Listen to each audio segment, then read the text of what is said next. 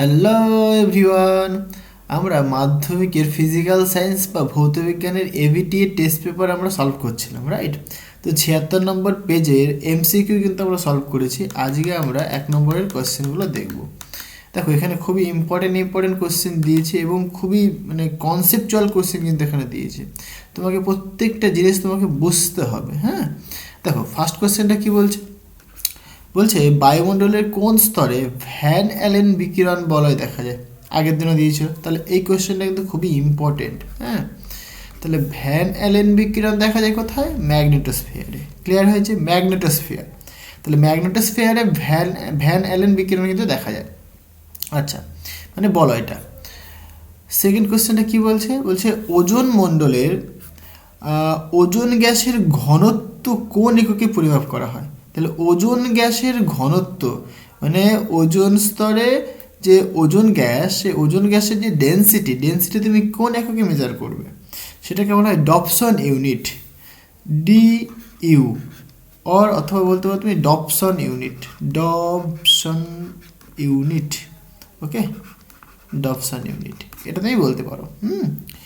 আচ্ছা, এটা লেখো না হয় এটা লেখো, যে কোনো একটা লিখলেই হবে। আচ্ছা, ক্লিয়ার হলো। নেক্সট কোশ্চেন কি বলছে দেখো, বলছে সিজিএস পদ্ধতিতে সার্বজনীন গ্যাস ধ্রুবকের মান একক সহকারে লেখো। তাহলে সার্বজনীন গ্যাস ধ্রুবকের মান, আচ্ছা আমরা কি জানি দেখো, কোশ্চেন কত নম্বর কোশ্চেন ছিল এটা? কোশ্চেন 3, 2.3, তাই তো? সুতরাং 2.3। দেখো, সার্বজনীন গ্যাস ধ্রুবক মানে আর এর যে ভ্যালুটা হয়। আচ্ছা, তুমি যদি ডেফিনেশন দেখো, তুমি কি দেখবে? প্রথমে আইডিয়াল গ্যাসের ইকুয়েশন দেখবে, যে PV equal to N into R into T, তাই তো? PV equal to N into R into T. Clear হয়েছে? আচ্ছা, পি ইন্টু ভি মানে প্রেশার ইন্টু ভলিউম, এটাই তোমার কী দেবে বলো তো? কার্য দেবে। এটা তোমার কী দেবে? কার্য মানে ওয়ার্ক ডান দেবে এটা তোমার। হ্যাঁ, তুমি যদি ক্যালকুলেট করো তাহলে তুমি এটা ওয়ার্ক ডান পাবে। আর হচ্ছে তোমার এখানে ইউনিভার্সাল গ্যাস কনস্ট্যান্ট, তাই তো? তাহলে আর এর তুমি ভ্যালু ক্যালকুলেট করবে। সুতরাং আর ইকুয়াল তুমি কী বলবে? P into V divided by N into T, তাই তো? তাহলে তুমি এখানে ভেঙে ভেঙেও লিখতে পারো, কোনো অসুবিধা নেই। প্রেশারের ইউনিট লিখবে, ভলিউমের ইউনিট লিখবে। এই ইউনিটে তুমি যদি ক্যালকুলেট করো, তুমি দেখবে যে ওয়ার্ক ডান আসবে। এটা কি কার্যের ইউনিট আসবে, এটা রাইট? সেটা কি জুল দেবে, তাহলে এটা ওয়ার্ক ডান দেবে। তোমরা হয়তো পড়েছো বা পড়বে কোন এক সময় যে ওয়ার্ক ডান আমরা এভাবে ক্যালকুলেট করে থাকি, পি ইন্টু ডিভি। কী করে আসে সেগুলোও ক্যালকুলেশন করে দেখানো হয়, ঠিক আছে? 11-এ তোমরা যখন থার্মোডাইনামিক্স পড়বে তখন কিন্তু এটা ক্যালকুলেশন করে দেখানো হবে, চাপ নেই। আচ্ছা, তুমি যদি চাও এটাকে তুমি ভেঙেও দেখতে পারো, সেটা কিন্তু ওয়ার্ক ডান দেবে, ঠিক আছে? এখানে প্রেশারের ইউনিট লেখো, ভলিউম ইউনিট লেখো, তোমার ওয়ার্ক ডান চলে আসবে। ক্লিয়ার হয়েছে? আমি একটু ভেঙে দেখিয়ে দিই তোমাদের আরও বোঝার সুবিধার্থে। প্রেশার মানে কি বলো? প্রেশার কাকে বলে? প্রেশার হচ্ছে তোমার ফোর্স পার ইউনিট এরিয়া, মানে একক ক্ষেত্রফলে কি পরিমাণ বল কাজ করছে। বুঝতে পারলে? মানে ধরো দেওয়ালের মধ্যে আমি ধাক্কা মারছি, আমি হাত দিয়ে ধাক্কা মারছি, তাহলে একক ক্ষেত্রফলের মধ্যে কি পরিমাণ আমি ফোর্স মানে বল দিচ্ছি, সেটাকে বলবো তার প্রেশার। বুঝতে পারলে?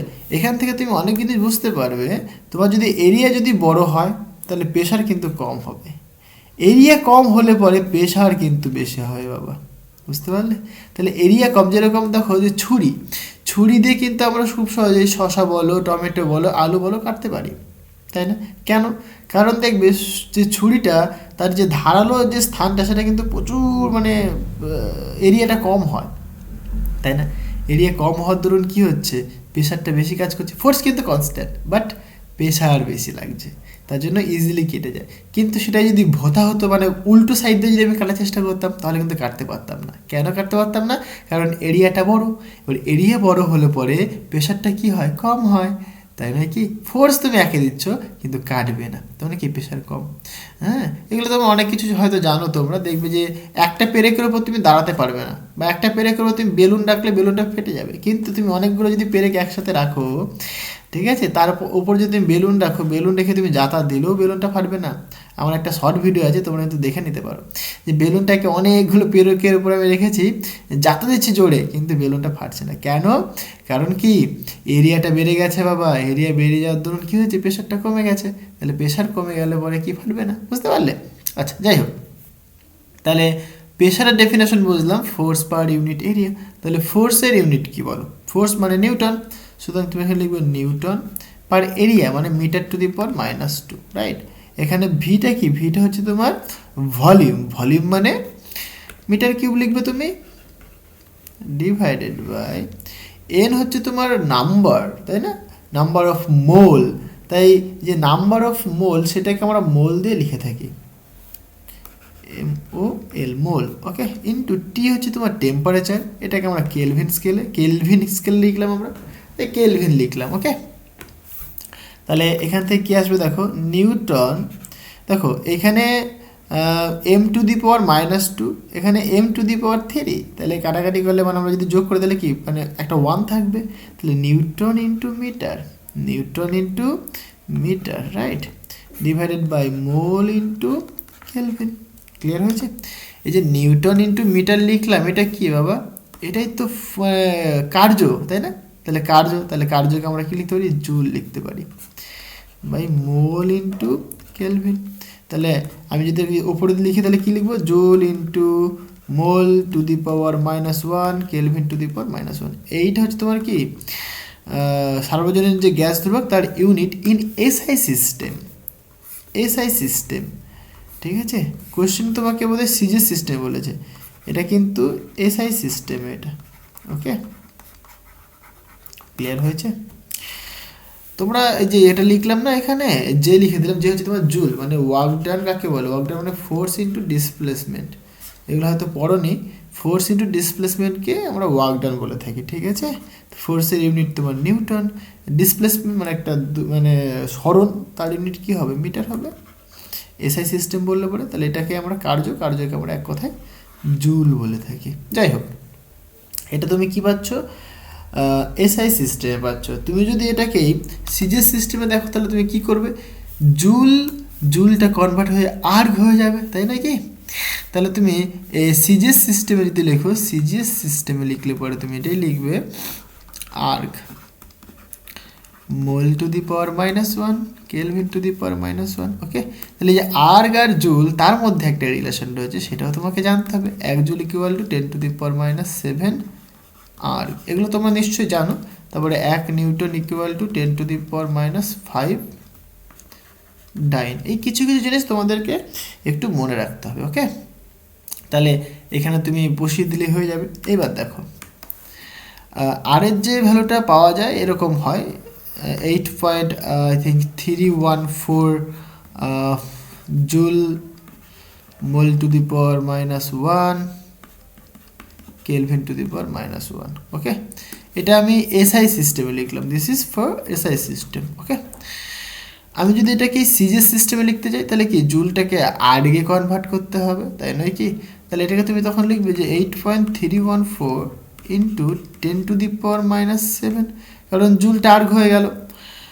তাহলে এটা আর্গ লিখবে into mole to the power -1 into kelvin to the power -1, this is for CGS system. জিনিসটা কি বোঝাতে পারলাম?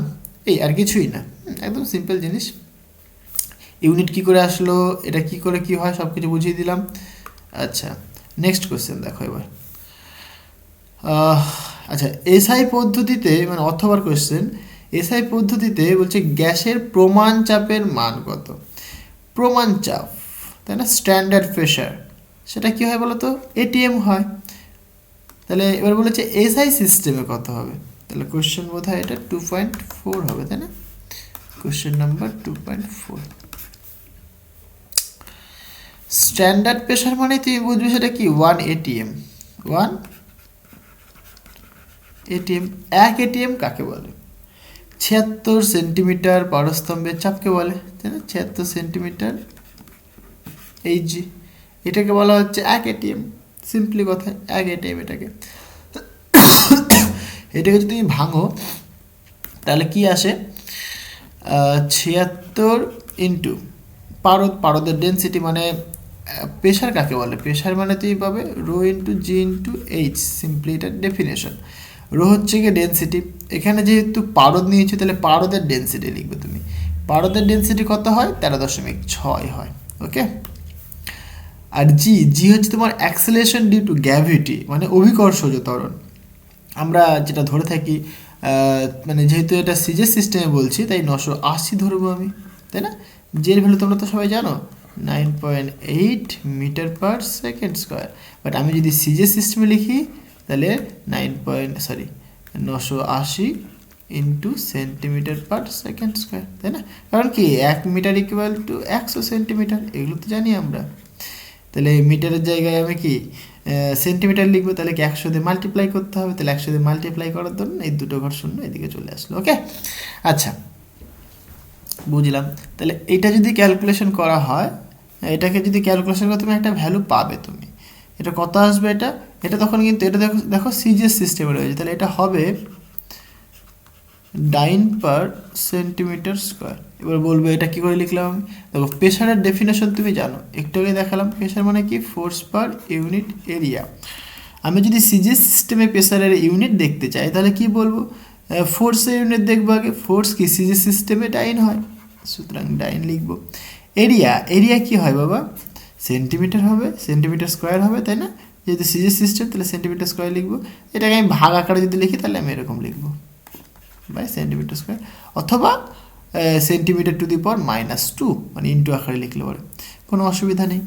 আচ্ছা দেখো বুঝে বুঝে করো, মুখস্থ করতে যেও না, মুখস্থ করতে গেলে কিন্তু গন্ডগোল হয়ে যাবে, ঠিক আছে? এবার আমি এক জায়গায় দেখালাম যে 1 নিউটন ইকুয়াল কত হয়, 10⁵ ডাইন হয়। আচ্ছা এখানটা কি মাইনাস দিয়েছিলাম, এটা মাইনাস হবে না, 10⁵ ডাইন হবে। হ্যাঁ, 1 জুল ইকুয়াল টু 10⁻7 আর্গ হয়, মাইনাস হয় না, মিস্টেক হয়েছে, এটা 10⁻7 আর্গ হয়। হ্যাঁ, 1 জুল ইকুয়াল টু 10⁻7 আর্গ, আর 1 newton equal to 10⁵5 newton 5 dyne, sorry 1 newton equal to 10⁵5 dyne. আচ্ছা এখানে মাইনাস হবে না, একটুখানি এটা কারেক্ট করে নিও বাবা। আচ্ছা তাহলে 1 নিউটন ইকুয়াল টু 10⁵5 ডাইন হবে, তাই তো? তাহলে এখানে যদি তুমি পুট করে দাও তাহলে কিন্তু তোমার হয়ে যাবে। ওকে, এবার যদি তুমি এটা পুট করো, দেখো এখানে কিন্তু আবার সেন্টিমিটার রয়েছে, তাহলে আমরা আবার কি জানি যে 1 মিটার ইকুয়াল টু 100 সেন্টিমিটার, তাই না? বাট আমাকে সেন্টিমিটারের জায়গায় পুট করতে হবে। আর তাহলে আমি লিখতে পারি এখান থেকে, দেখো সুতরাং 1 ডাইন ইকুয়াল আমরা কি লিখব, 10⁻⁻5 নিউটন। অ্যান্ড এখান থেকে আমি 1 সেন্টিমিটার ইকুয়াল টু লিখব 10⁻⁻2 মিটার, এই দুটোকে পুট করে দেবো। ওকে, তাহলে সুতরাং তুমি বলবে যে 1 ATM equal to 76 into 13.6 into 980 into, তাহলে 1 ডাইন মানে তুমি লিখবে 10⁻⁻5 নিউটন হলো, ইন্টু সেন্টিমিটার, দেখো ভাগ আকারে রয়েছে তাহলে ভাগ আকারে লিখলাম। হ্যাঁ, সেন্টিমিটার তারপর হোল স্কোয়ার রয়েছে, তাহলে 1 সেন্টিমিটার মানে কত বলছো তুমি, 10⁻2 মিটার, বাট হোল স্কোয়ার, তাহলে এটা হোল স্কোয়ার করে দাও পুরোটা। তার মানে কি, এইটা whole square into metre square লিখতে পারো তুমি, তাই না কি? তাহলে এটাকে তুমি লিখতে পারো এটা স্কোয়ার ইন্টু মিটার স্কোয়ার, এটা স্কোয়ার মানে কত, 10⁻2 টু দি পাওয়ার 2, তাহলে 10⁻4 হয়ে গেল। ক্লিয়ার হয়েছে? তো এখানে তুমি লিখবে 10⁻4। এবার এটাকে উপর নিয়ে চলে যাও, তাহলে তোমার আনসার চলে আসবে। সুতরাং 76 ইন্টু 13.6 ইন্টু 980 ইন্টু এটা উপরে গেলে পরে শুধুমাত্র 10⁻, এটা প্লাস হয়ে যাবে, মানে -1 থাকবে, তাই না? এত নিউটন পার মিটার স্কোয়ার, এইটা তোমার আনসার আসবে 1 এটিএম। এটাকে তুমি ক্যালকুলেটারে বসিয়ে দাও, তোমার আনসার চলে আসবে। এটা করলে কত আসে দেখা যাক। দেখো এটাও তোমরা মনে রাখতে পারো, যেটা আসবে 76 ইন্টু 13.6 ইন্টু 980, এটা করলে পরে অ্যাপ্রক্সিমেট যেটা পাওয়া যায় 1012928, এটাকে আমরা অ্যাপ্রক্সিমেট এরকম লিখে থাকি 101। এটাকে অ্যাপ্রক্সিমেট 3 দিয়ে দাও, মানে 29 রয়েছে, এটাকে 3, আর আমি যদি দশমিক নিয়ে আসি, দেখো 1 2 3 4 5 6, ঠিক আছে? এইখানে যদি রাখি আমি 10⁶, ঠিক লিখলাম, 1 2 3 4 5 6 এত নিউটন পার মিটার স্কোয়ার। আবার নিচে একটা দেখো 10 রয়েছে, তখন 10 দিয়ে ভাগ করে দেবে তুমি, ঠিক আছে। এই 10টা মানে এই যে এইটুকুনি পেলে, এইটুকুনি কিসের ভ্যালু পেলে তুমি, এইটুকুনি ভ্যালু পেলে। আবার তো 10⁻⁻1 রয়েছে, তাহলে 10 দিয়ে ভাগ করে দেবে, মানে এটা ইন্টু 10⁻⁻1। তাই এটা করলে পরে তুমি যে আনসারটা পাচ্ছ সেটা হচ্ছে তোমার 1 ATM equal to 1.013 into 10⁵ newton per metre square. Okay, এটা তোমার আনসার। ক্লিয়ার হয়েছে? মুখস্থ করার দরকার নেই বাবা, এখান থেকে শুধু বুঝে নাও। হ্যাঁ, এখানটায় তোমাকে এটা মাথায় রাখতে হবে কি, এই যে 1 নিউটন ইকুয়াল টু 10⁵ ডাইন, এটা একটু ঠিক করে নিও। 1 joule equal to 10⁷ erg. Minus হবে না এগুলোতে, হ্যাঁ, মানে বাঁদিকে নিউটন থাকলে বা ডান দিকে যদি তুমি ডাইন রাখো তাহলে কিন্তু 10⁵ হবে। আচ্ছা, ক্লিয়ার হলো ব্যাপারটা। নেক্সট কোশ্চেন দেখো, 4 নম্বর কোশ্চেনটা কি বলছে, যে একটি নির্দিষ্ট ভরের গ্যাসের আয়তন ভি হলে, একটা নির্দিষ্ট ভর মানে ভরটা এখানে ফিক্সড কনস্ট্যান্ট, বলছে উষ্ণতা স্থির রেখে। এখান থেকে একটা জিনিস বুঝতে পারছি, উষ্ণতা যেহেতু স্থির মানে টেম্পারেচারটা কি এখানে কনস্ট্যান্ট। টেম্পারেচার কনস্ট্যান্ট মানে তোমার বয়েলের সূত্র, বয়েলের সূত্র, তাই তো। তাহলে বয়েলের সূত্রে কি বলছে, পিভি ইকুয়াল টু কনস্ট্যান্ট হয়, এটা আমরা জানি। দেখো ক্লিয়ার হলো। বলছে স্থির রেখে বলছে চাপ দ্বিগুণ করলে, তাহলে প্রেশারটা প্রথমে ছিল মনে করো পি, এখন পি প্রাইম হয়ে গেছে 2p, দ্বিগুণ করেছ, তাহলে আয়তন কত হবে। তাহলে প্রথমে ভলিউম ছিল ভি, এখন ভলিউম হয়ে গেছে ভি প্রাইম। তাহলে সূত্র বসিয়ে দাও, একটু দেখিয়ে দিই করে। Question number 2.5 I think, 2.4, no problem, 2.4। Okay, দেখো কোশ্চেনটা বোঝ ভালো করে। তাহলে যেহেতু টেম্পারেচার কনস্ট্যান্ট মানে কি, বয়েলের সূত্র। বয়েলের সূত্র বলছে pressure into volume equal to constant, তাই তো। তাহলে আমি যদি দুটো স্টেট বলি, একটা P1 V1 equal to constant, similarly P2 V2 equal to constant হবে। দুজন যেহেতু কনস্ট্যান্ট, এটাকেও কে বললাম, এটাকেও কে বললাম, তাহলে আমরা কি বলতে পারি, সুতরাং আমরা বলতে পারি P1 V1 equal to P2 V2। ওকে, এবার কোশ্চেনে কি বলছে দেখো, কোশ্চেনে বলছে যে P2টা হয়ে গেছে 2 টাইমস 2 ইন্টু P1, তাহলে V2টা তোমার কত হবে সেটা বের করতে বলেছে। ওকে, তাহলে P1 V1 as it is রাখলাম, P2 বলে দিয়েছে কত হয়েছে 2 টাইমস, ইনিশিয়াল যে প্রেশার ছিল তার 2 গুণ হয়ে গেছে, তাহলে এটা লিখবো ইন্টু V2।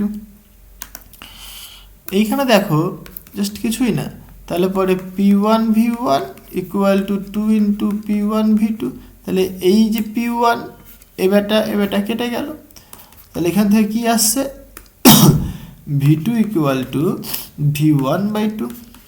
ক্লিয়ার হয়েছে? তাহলে তোমার যে ভলিউমটা কমবে, তাই তো হওয়া দরকার, কারণ কি প্রেশার ভলিউম কি ইনভার্সলি থাকে, তাই না, ইনভার্সলি প্রপোর্শনাল হয়, মানে প্রেশার বাড়লে ভলিউম কমবে, এটাই বয়েলের সূত্র। ক্লিয়ার হয়েছে? তো অঙ্কতে জিনিসটাকে আরও আমরা ভালো করে বুঝতে পারলাম, তাই না। আচ্ছা, আশা করি জিনিসটা বোঝাতে পারলাম। এই ধরনের ইজি কোশ্চেনে আসবে বাবা। আচ্ছা 2.5 এটা কি বলছে দেখো, যদি গামা আর, এই আরটা না সাফিক্সে লেখা রয়েছে, হ্যাঁ এই আরটা প্রিন্টিং মিস্টেক, এটা সাফিক্সে লেখা রয়েছে, এটা আর গুণ নয়, আর ফর রিয়েল।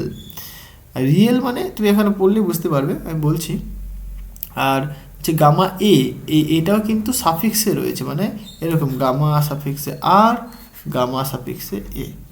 এই যে গামা আর গামা এই দুটো হচ্ছে কি, এটা হচ্ছে তোমার তরলের প্রকৃত প্রসারণ গুণাঙ্ক বা রিয়েল এক্সপ্যানশন।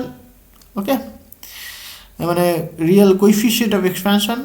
আর এটা তোমার হচ্ছে কি অ্যাপারেন্ট, মানে আপাত প্রসারণ গুণাঙ্ক, মানে apparent coefficient, expansion of coefficient, একই ব্যাপার, মানে কোইফিশিয়েন্ট অফ এক্সপ্যানশন।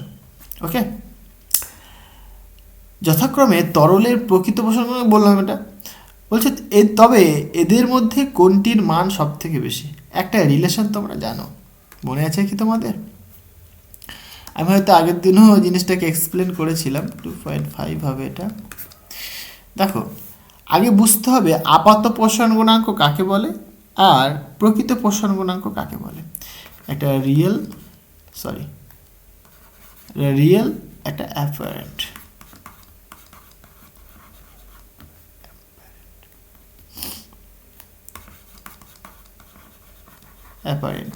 ওকে, এটা রিয়েল একটা apparent expansion of coefficient expansion কাকে বলে সেটা আমাদের বুঝতে হবে। দেখো, আমি যদি প্রথমে অ্যাপারেন্টের কথা বলি, মানে আপাতর কথা যদি বলি আমি, মানে ধরো তোমার একটা পাত্র রয়েছে এরকম, এই পাত্রের মধ্যে মনে করো তুমি লিকুইড নিয়েছো, জল হতে পারে, তেল হতে পারে, যা কিছু হতে পারে। এই পাত্র, এই লিকুইড মনে করো এটা হচ্ছে তোমার লিকুইড, জল ধরলে তুমি। আর এই পাত্রটা তুমি নিচ্ছ তামার পাত্র, কথার কথা বলছি, তামার পাত্র, লোহার নিতে পারো, যা খুশি নিতে পারো। এইবার আমি কি করলাম, এইখানে আমি আগুন ধরিয়েছি, তার মানে হিট দিচ্ছি আমি, সিম্পলি কথা আমি হিট দিচ্ছি, তাই তো। দেখো হিট দিলে কি হবে বলো তো, তুমি একদম যদি বেসিক ভাবো, মানে বেসিক ওয়েতে ভাবো, তাহলে তুমি কি দেখবে যে ভাই হিট দিচ্ছি, মানে তামা রয়েছে, তামাটা তো হিট পাচ্ছে, মানে টেম্পারেচার ইনক্রিজ করছে তামাটার। তাহলে তামাটার যে আয়তন প্রসারণ গুণাঙ্ক বা দৈর্ঘ্য প্রসারণ গুণাঙ্ক বা যে ক্ষেত্রফল প্রসারণ গুণাঙ্ক রয়েছে, সেগুলোর জন্য তার এক্সপ্যানশন হবে। মানে তামাটা ইনিশিয়াল টেম্পারেচার যা ভলিউম বা দৈর্ঘ্য বা ক্ষেত্রফল ছিল, টেম্পারেচার ইনক্রিজ করার দরুন তারও কিন্তু এক্সপ্যানশন হবে, তাই তো, প্রসারণ হবে। এটাই বেসিক জিনিস বলছে। এবং যেহেতু জলও টেম্পারেচার পাচ্ছে, মানে জলের টেম্পারেচার ইনক্রিজ করছে, সুতরাং জলেরও কিন্তু এক্সপ্যানশন হচ্ছে।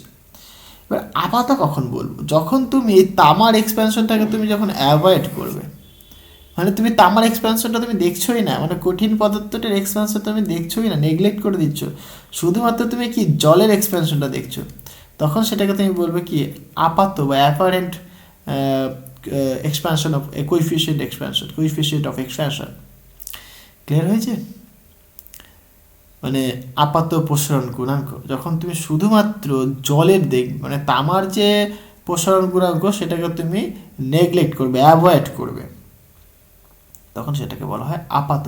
কেন আপাত? তুমি দেখো না, তুমি কিন্তু রিয়েলটা পাচ্ছ না, কারণ জলের এক্সপ্যানশন হচ্ছে প্লাস কিন্তু তামাটা বা যে পাত্রটা রয়েছে সেই পাত্রটারও এক্সপ্যানশন হচ্ছে, তাহলে দুটো মিলিয়ে তোমার হওয়া দরকার ছিল, কিন্তু তুমি শুধুমাত্র জলেরটা দেখছো, তাহলে তুমি জলের অ্যাকচুয়ালটা তুমি কিন্তু পাচ্ছ না।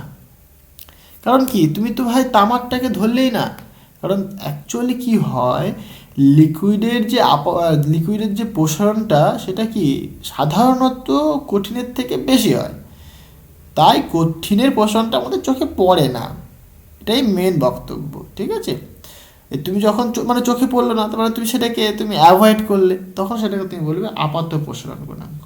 ক্লিয়ার হয়েছে? আর রিয়েলটা কী হবে, রিয়েলটার ক্ষেত্রে তুমি জলেরটাও দেখবে প্লাস এই সলিডেরটাও তুমি দেখবে। যখন তুমি দুটোকেই অবজার্ভ করবে তখন তুমি পাবে রিয়েল, সেটাই তো রিয়েল হওয়া দরকার, মানে যেটা হচ্ছে, যেটা হওয়া দরকার সেটাই তুমি ধরছো, তাহলে সেটাই রিয়েল হবে।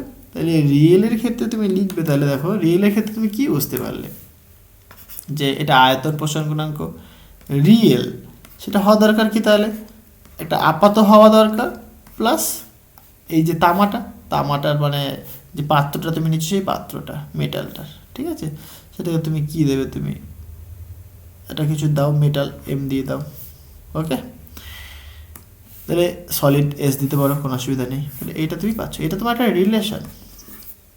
ক্লিয়ার হয়েছে? তাহলে তুমি এখানে আমাকে বলো, এটা তোমার প্রকৃত প্রসারণ গুণাঙ্ক, এটা তোমার আপাত প্রসারণ গুণাঙ্ক, তাই তো। কে বড় বাবা? রিলেশন থেকে তুমি কি দেখছো, এর তো কিছু একটা ভ্যালু রয়েছে, তার সাথে আবার এটা যোগ করছো তুমি, তাহলে কি এর ভ্যালুটা অবশ্যই গামা এর থেকে বড় না? তাহলে এটা কিন্তু অবশ্যই গামা এর থেকে বড়। তাহলে প্রকৃত প্রসারণ গুণাঙ্ক কিন্তু সবসময় আপাত প্রসারণ গুণাঙ্কের থেকে বড় হবে। বোঝাতে পারলাম? বুঝে বুঝে করো, হ্যাঁ। আবার নেক্সট কোয়েশ্চেন কি বলছে দেখো, মানে অথবা অরের কোয়েশ্চেন, মানে তুমি এটাও করতে পারো অথবা তুমি এটাও করতে পারো, যে কঠিন পদার্থের 3 রকম প্রসারণ গুণাঙ্কের মধ্যে সম্পর্ক লেখো। ঠিক, কঠিন পদার্থের 3 রকম প্রসারণ গুণাঙ্ক হয়, একটা দৈর্ঘ্য প্রসারণ গুণাঙ্ক, সেটাকে আমরা আলফা দিয়ে লিখি। আর একটা তোমার ক্ষেত্রফল প্রসারণ গুণাঙ্ক, সেটাকে আমরা বিটা দিয়ে লিখি। আর একটা হয় আয়তন প্রসারণ গুণাঙ্ক, সেটাকে আমরা গামা দিয়ে লিখি। দেখো মনে রাখার টেকনিক কিছুই না, একদম সোজা। দৈর্ঘ্য দৈর্ঘ্য বুঝে গেল, মানে দৈর্ঘ্যের এখানে এক্সপ্যানশন হবে। ক্ষেত্রফল যখন তুমি বলছো, ক্ষেত্রফল মানে তুমি বুঝবে দ্বিগুণ চলে আসবে, মানে 2 ইন্টু আলফা হলো। যখন তুমি আয়তন বলবে 3 টাইমস চলে আসবে, 3 ইন্টু আলফা। এই হচ্ছে তোমার রিলেশন, আর কিচ্ছু না। বুঝতে পারলাম কথাটা আমি? বুঝতে পারলে? তাহলে এটা ক্ষেত্র প্রসারণ গুণাঙ্ক, সেটা কি beta equal to 2 into alpha. এটা আয়তন প্রসারণ গুণাঙ্ক 3 টাইমস। আয়তন মানে মনে করবে, দেখে আয়তন মানে কি 3 কিউব হয়, দেখবে ভলিউম, ধরো দৈর্ঘ্যের কিউব মানে 3, ক্ষেত্রফল মানে কি স্কোয়ার, তাই না? তাহলে 3 আয়তনের সঙ্গে আসবে, স্কোয়ার তাহলে ক্ষেত্রফলের সঙ্গে আসবে। এইভাবে তুমি মনে রাখতে পারো। আচ্ছা, এগুলো আমি হয়তো দেখিয়েছি আগের লেকচারগুলোতেও দেখিয়েছি কী করে হয় এগুলো, সেগুলো একটু ভালো করে দেখে নেবে। তাহলে এই হচ্ছে তোমার এদের মধ্যে রিলেশন। মানে এখান থেকে তুমি তাহলে এরকম বলতে পারো যে সুতরাং তিনজনকে যদি একসাথে লেখার চেষ্টা করি আমরা, তাহলে কি লিখতে পারো তুমি? আলফা ইকুয়াল তুমি এরকম বলতে পারো, মানে এখান থেকে তুমি যদি বলো, দেখো আলফা ইকুয়াল তুমি বলবে ভাই গামা বাই 3 হবে। এখান থেকে তুমি আলফা ইকুয়াল টু বলবে বিটা বাই 2 হবে, আর এখানে আলফা, তাহলে তিনজনের সমান। তাহলে তুমি এখানে বলতে পারো যে alpha equal to beta by 2 equal to gamma by 3। Actually তোমাদেরকে এটাই জিজ্ঞাসা করেছে। কি করে করলাম বুঝতে পেরেছো? আমি যে কোনো একটা দিক, মানে যে কোনো একটা দিকে সবাইকে সমান করে দিলাম।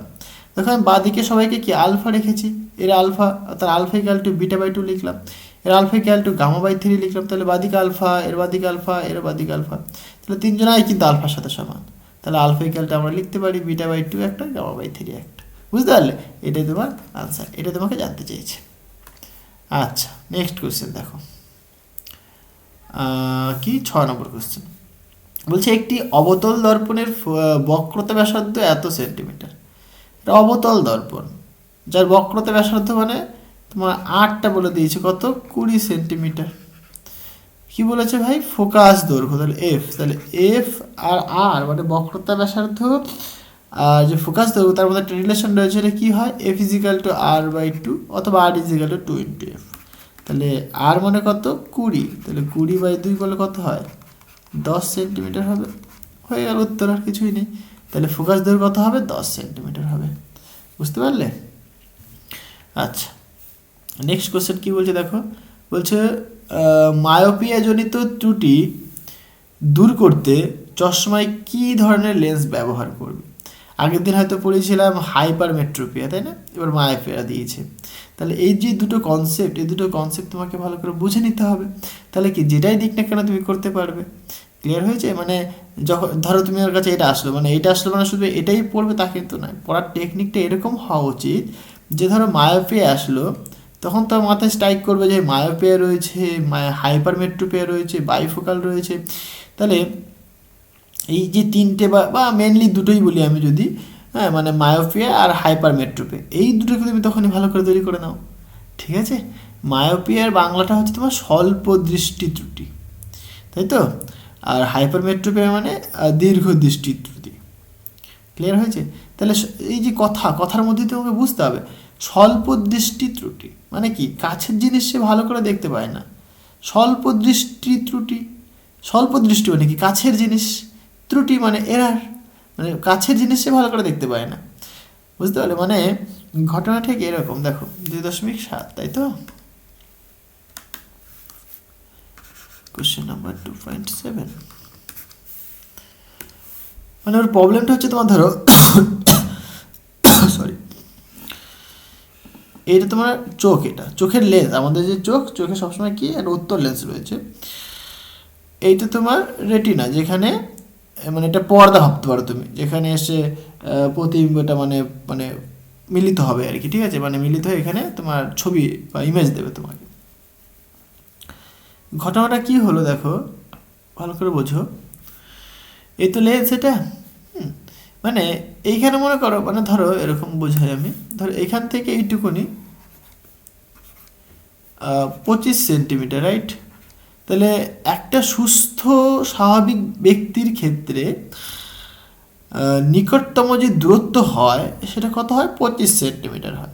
মানে সাধারণত এইখানে যদি রাখা হয় একটা সুস্থ স্বাভাবিক ব্যক্তির ক্ষেত্রে, এইখানে বস্তু রাখলে সে খুব ভালোভাবে স্পষ্ট অবজেক্টটাকে দেখতে পারে। ক্লিয়ার হয়েছে? এইবার যদি তুমি 25-এর থেকে একটু কাছে নিয়ে চলে আসো, তাহলে সে সুস্থ ব্যক্তির ক্ষেত্রেও কিন্তু সেটা দেখতে অসুবিধা হবে। তুমি নিজেও বাড়িতে এক্সপেরিমেন্ট করে দেখতে পারো। একটা পেন নাও, তুমি পেন নিয়ে তুমি একটা দূরত্বে রাখো, দেখবে তুমি ভালো করে দেখতে পাচ্ছ। কিন্তু আরেকটু দূরত্বে নিয়ে দেখো চোখে প্রেশার পড়ছে, একটু ঘোলাটে ঘোলাটে ভাব চলে আসছে, একটু দেখো নিজে করে, তাহলে তুমি বুঝতে পারবে। তাহলে কি 25 সেন্টিমিটার হচ্ছে তার কি নিকটতম দূরত্ব একটা চোখের, মানে স্বাভাবিক ব্যক্তির ক্ষেত্রে। এইবার যাদের স্বল্প দৃষ্টি ত্রুটি হয় তাদের ক্ষেত্রে কি হয় বলো তো? এই যে 25 সেন্টিমিটার আমরা ভালো দেখতে পাচ্ছি, কিন্তু যাদের এই প্রবলেমটা রয়েছে তারা 25 সেন্টিমিটার ভালো দেখতে পাবে না। তারা হয়তো সাপোজ 27 সেন্টিমিটার তারা ভালো দেখতে পায়। টোটালটা কত? 27 সেন্টিমিটার, এখান থেকে পুরোটা। তাহলে তাদের নিকটতম দূরত্ব হয়ে গেছে 27 সেন্টিমিটার। কথাটা বুঝতে পারছো? এটা ছিল এ পয়েন্ট, এটা ছিল বি পয়েন্ট। তাহলে নিকটতম দূরত্ব হয়ে 27 সেন্টিমিটার। তাহলে পরে দেখো তোমাকে এমন কিছু করতে হবে যার ফলে কি 25 সেন্টিমিটার অবজেক্ট রাখলেও তুমি কি সেই জিনিসটাকে ভালো করে দেখতে পারো, তাই না? তাহলে এমন কিছু আমাকে ইউজ করতে হবে যার ফলে আমি সেটা করতে পারি। তাহলে প্রথমের দিকে যে প্রবলেমটা হচ্ছিল, ধরো যেহেতু এটা অবজেক্ট, মানে এইখানে অবজেক্ট রাখলে পরে মানে কি হচ্ছিল, এই রশ্মি আসছিল, এলো রশ্মি এসে এখানে বেন্ড করে আগেই মিলিত হয়ে যাচ্ছিল, যার ফলে কি সে ঘোলাটা দেখছিল, ভালো দেখতে পাচ্ছিল না। এইবার আমি একটা কাজ করলাম, কি কাজ করলাম, এইখানেই অবজেক্ট আছে, আমি এখানে এমন একটা লেন্স আমি ইউজ করব আমি, যার ফলে এই মিলনের পয়েন্টটা এইখানে না হয়ে একদম এইখানে এসে হবে। সেটা কি করলাম তা যদি দেখো, আমি এবার অবতল লেন্স ইউজ করলাম। তুমি বলবে অবতল লেন্স কেন ইউজ করলেন, তুমি এখনই বুঝতে পারবে। এইটাকে এবার একটু মোছো। অবতল লেন্স কেন ইউজ করলাম তুমি এখনই দেখতে পাবে, যে তখন তোমার মাথায় স্ট্রাইক করবে যে হ্যাঁ ঠিকই তো, অবতল লেন্স ইউজ করলে তার মানে পসিবল জিনিসটা। হ্যাঁ, বুঝে বুঝে করো বাবা। এটা হলো, আচ্ছা এইটা একটু করে ঠিক করে দিই, হয়ে গেল। এবার দেখো যখনই রশ্মিটা আসছে, এই আসলো সমান্তরাল রশ্মি আসলো, এইখানে আসলো, অবতল লেন্সের ক্ষেত্রে কি হয়, দূরের দিকে চলে যাবে, মানে অভিসারী নয় অপসারী হয়, মানে কি এরকম দূরের দিকে চলে যাবে। এক্ষেত্রেও ঠিক এরকম একটু দূরের দিকে চলে যাবে, দেখো দূরের দিকে আছে কিন্তু। আবার উত্তর লেন্সের কাছে গিয়ে পড়েছে, উত্তর লেন্স কী করবে বলো তো, উত্তর লেন্স তো আবার এক জায়গাতে গিয়ে মিলিত করে দেয়। তাহলে এইখানে এবার এইখানে এসে মিলিত হচ্ছে, দেখো। তাহলে প্রথম ক্ষেত্রে কি হচ্ছিল, প্রথম ক্ষেত্রে কেন মিলিত হচ্ছিল না? প্রথম ক্ষেত্রে ঘটনাটা ঠিক এরকম ঘটেছিল, এটা হওয়ার দরুন দেখো এরকম যখন ছিল না এই অবতল লেন্সটা, এইখানে এসে মিলিত হয়েছিল, এবারটা এখানে এসে মিলিত হয়েছিল, কাছে কাছে গিয়ে বেন্ড করে দিয়েছিল এইখানে, তার জন্য সে ঘোলা দেখছিল। বাট এখন দেখো আমি অবতল লেন্স ইউজ করার দরুন সেটা কিন্তু এইখানে আছে, কারণ কি অবতল লেন্স করার দরুন কী হচ্ছে, এটা অপসারী হয়ে গেছে রশ্মিগুলো, হ্যাঁ ডাইভার্জ হয়ে গেছে। ডাইভার্জ হয়ে যখন সে আবার কনভেক্স লেন্স পেলো, এটাকে কনভেক্স লেন্স বলে, এটাকে কনকেভ লেন্স বলে। যখন কনভেক্স লেন্স পেলো, কনভেক্স লেন্স পাওয়ার পরেই সে কী করতে শুরু করলো, রশ্মিগুলোকে সে কনভার্জ করতে শুরু করলো। কনভার্জ হয়ে কি এই পয়েন্টে এসে মিলিত হলো, this is the focus point বলতে পারো তুমি। তাহলে যে পয়েন্টে এসে মিলিত হচ্ছে সেটাই কি তোমার অবজেক্টের ইমেজ তৈরি করবে, আর এটাই কি রেটিনার ওপর পড়ছে। যেহেতু রেটিনার ওপর পড়ছে তাহলে তুমি জিনিসটাকে স্পষ্ট করে দেখতে পাবে। তার মানে কি এই লেন্স ইউজ করলে পরে সে স্পষ্ট দেখতে পাবে। তাহলে যে যাদের মায়োপিয়া প্রবলেম তাদের ক্ষেত্রে কি ইউজ করতে হবে, অবতল লেন্স ইউজ করতে হবে, লেন্স দর্পণ না, লেন্স, ঠিক আছে। আর যাদের হাইপারমেট্রোপিয়া তাদের ক্ষেত্রে উত্তল লেন্স ইউজ করতে হবে। ক্লিয়ার হয়েছে? আচ্ছা নেক্সট কোশ্চেন দেখো। হ্যাঁ বলছে তড়িৎচালক বলের মাত্রীয় সংকেত কি। তড়িৎচালক বল জিনিসটা কি সেটাও বুঝতে হবে, মাত্রীয় সংকেত কার সাথে কি হবে সেটাও তোমাকে বুঝতে হবে। দেখো কিছুই না, সিম্পল জিনিস। কোশ্চেন নাম্বার 28, কোশ্চেন নাম্বার 28 মানে 2.8, সরি 2-8 নম্বর কোশ্চেন। তড়িৎ চালক বল। দেখো তড়িৎ চালক বল মানে ইএমএফ, আর একটা হচ্ছে ভাই ভোল্টেজ, দুজনে একই রকম বাট প্রচুর পার্থক্য রয়েছে। তুমি এর ইউনিট সেম পড়বে, এর ডাইমেনশন বা মাত্রা ডাইমেনশন একই পড়বে, কিন্তু দুজনে কিন্তু আলাদা, আকাশ পাতাল পার্থক্য রয়েছে। আকাশ পাতাল পার্থক্য ঠিক বলবো না, কিন্তু মাইনর খুবই একটা মানে ইন্টারেস্টিং একটা পার্থক্য রয়েছে, তোমাকে বুঝতে হবে। অনেকে আমরা এটা বুঝতে পারি না। আমি তোমাকে একটা এক্সাম্পল দেবো, যে ঠিক আছে, আমি একদম ভেতরে ফিজিক্স আমি বলছি না, পুরো একটা এক্সাম্পল দেবো তাহলে তুমি একদম ইজিলি বুঝতে পারবে তোমাদের বোঝার সুবিধার্থে। হ্যাঁ, ধরো তুমি বাজারে গেলে, বাজারে গিয়ে কী বলে একটা ব্যাটারি কিনে নিয়ে আসলে, তোমাদের ঘড়ির ব্যাটারি শেষ হয়ে গেছে, তুমি ঘড়ির একটা ব্যাটারি কিনে নিয়ে আসলে। সেই ব্যাটারিটা কেমন দেখতে, তার সিম্বলটা এরকম, তার সিম্বল হয় হলো, এটা এরকম দেখতে হয় না, সিম্বল, ব্যাটারিটাকে আমরা এভাবে রিপ্রেজেন্ট করলাম। ওকে, ব্যাটারি এটা পজিটিভ টার্মিনাল, এটা নেগেটিভ টার্মিনাল। তুমি যদি ভালো করে অবজার্ভ করো, তুমি দেখতে পাবে যে ব্যাটারিটার গায়ে লেখা রয়েছে 5 ভোল্ট। সাপোজ কথার কথা বলছি, 5 ভোল্ট লেখা রয়েছে, ঠিক আছে, 5 ভোল্ট লেখা রয়েছে। এই যে 5 ভোল্টটা লিখলাম, এ দেখো এই যে মানে ব্যাটারিটার সাথে তুমি কিন্তু এখনো কোনো সার্কিট যুক্ত করোনি, মানে ব্যাটারিটাকে তুমি ঘড়িতে এখনো মনে করো কানেক্ট করাওনি, বা ব্যাটারিটার সাথে তুমি কোনো টুনি বাল্ব কানেক্ট করাওনি, তাহলে ব্যাটারিটা পুরো মুক্ত অবস্থায় রয়েছে। যখন তুমি মুক্ত অবস্থায় তার দুপ্রান্তের বিভব মেজার করো, পোটেনশিয়াল যখন মেজার করো, তখন সেটাকে বলা ইলেকট্রোমোটিভ ফোর্স। এখানে অনেকে কনফিউজ হয়ে যায় যে ইলেকট্রোমোটিভ ফোর্স, এই যে নামটা কি বললাম আমি, ইলেকট্রোমোটিভ ফোর্স। ওকে, ইলেকট্রোমোটিভ ফোর্স, তাহলে এই যে ইলেকট্রোমোটিভ ফোর্স থেকে অনেকে হবে যে ভাই ফোর্স বলছে মানে বলে ইউনিট হবে, নিউটন হবে, ভুল ধারণা। এই ফোর্সটা মানে এই নামের সাথে এর কোনো ওই ফোর্সের কোনো লিঙ্ক নেই, ঠিক আছে, এটা মাথায় রাখবে। হ্যাঁ, আচ্ছা, তাহলে মুক্ত অবস্থায় যখন তুমি তার দুপ্রান্তের পোটেনশিয়াল মেজার করো, মুক্ত অবস্থায় মানে কি, যখন বর্তনীটা ক্লোজড নেই, কোনো এক্সটার্নাল ডিভাইস বা এক্সটার্নাল কোনো সার্কিটের সাথে যখন ক্লোজ থাকে না, তখন সেটাকে বলি আমরা মুক্ত বর্তনী, ওপেন সার্কিট। ওকে, তাহলে মুক্ত বর্তনীতে তুমি পাও কি ইএমএফ, তাহলে এই যে ই লিখেছি, দিস ইজ দ্য ইএমএফ। ওকে, এটা তোমার ইএমএফ, এটা কখন পাই আমরা, মুক্ত অবস্থায় পাই আমরা, মুক্ত বর্তনী হলো। এইবার কেসটাকে একটু উল্টো করে ফেলি আমি, এবার এখানে কি করলাম, আমি একটা এক্সটার্নাল কিছু একটা লোড আমি কানেক্ট করলাম, এটা হতে পারে একটা টুনি বাল্ব হতে পারে, ফ্যান হতে পারে, পাখা হতে পারে, একটা রেজিস্ট্যান্স আমি দিয়েছি, রাইট। যখন তুমি রেজিস্ট্যান্স দিলে, তখন এই রেজিস্ট্যান্সের অ্যাক্রস তুমি ভোল্টেজ মেজার করবে, এখানে একটা ভোল্ট মিটার তুমি লাগিয়ে দিয়েছো, এখানে একটা ভোল্ট মিটার। ওকে, দিয়ে তুমি এই যে রেজিস্ট্যান্সটা তুমি দিয়েছো, মানে সেটা বাল্ব হোক বা ফ্যান হোক, টুনি বাল্ব, যাই কিছু হোক না কেন, তার দুই প্রান্তে কি বিভব মানে পড়েছে সেটা তুমি দেখতে চাইছো। যখন তুমি এই দুই প্রান্তে বিভব প্রভেদ যখন মেজার করবে, ভোল্টেজ, সেটাকে বলে আমরা কি, তার ভোল্টেজ হচ্ছে তোমার কি, ধর এ বি, তাহলে ভি হবে তোমার কি, দুই প্রান্তে বিভব প্রভেদ, V A minus V B. বিভব প্রভেদ মানে difference, potential difference, right. Potential difference মানে কিন্তু চেঞ্জ নয়, চেঞ্জ আর ডিফারেন্সের মধ্যে আকাশ পাতাল পার্থক্য রয়েছে। চেঞ্জ মানে যখনই তোমাকে চেঞ্জ বলবে, যেরকম চেঞ্জ ইন মোমেন্টাম, তার মানে কি final momentum minus initial momentum, change মানে ফাইনাল মাইনাস ইনিশিয়াল, কিন্তু ডিফারেন্স মানে ইনিশিয়াল মাইনাস ফাইনাল।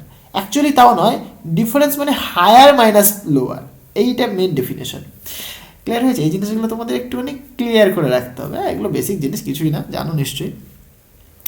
তাহলে পোটেনশিয়াল ডিফারেন্স যখন বলছি, তুমি কি দেখবে যে হায়ার পোটেনশিয়ালকে তাকে আগে নেবে তুমি, আর লোয়ার পোটেনশিয়াল যে তাকে তুমি পরে রাখবে, মানে higher potential minus lower potential. যাই হোক, এটা পোটেনশিয়াল ডিফারেন্স, তুমি এটা মেজার করে তুমি পাবে, সাপোজ 4.6 বা 8 পেলে তুমি, 8 ভোল্ট পেলে তুমি, দেখো ইন্টারেস্টিং ব্যাপার হচ্ছে কি, তোমার ছিল 5 ভোল্ট, কিন্তু তুমি মেজার করে কত পেয়েছো বলো তো?